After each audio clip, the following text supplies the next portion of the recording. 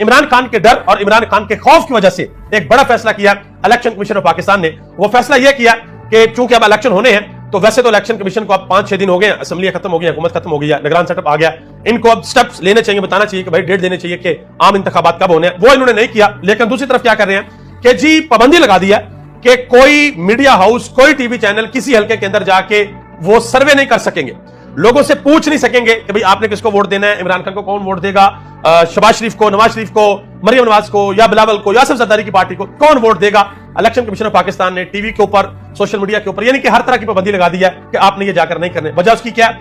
वजह उसकी बड़ी साफ है कि जो भी सर्वे आता है वो 80-20, 90-10, 95-5 इस तरीके से, इस तनासब से, इस निस्बत के साथ इमरान खान की फेवर के अंदर वो वोट आ रहा है, वो सर्वे आ रहा है। तो इलेक्शन कमीशन को लगता है कि इन सर्वे की वजह से जो पार्टीज के वोटर हैं वो दिल बर्दाश्त हो जाते हैं, वो वोट नहीं देंगे, तो ये सर्वे जो है इनके ऊपर पाबंदी लगा दी जाए।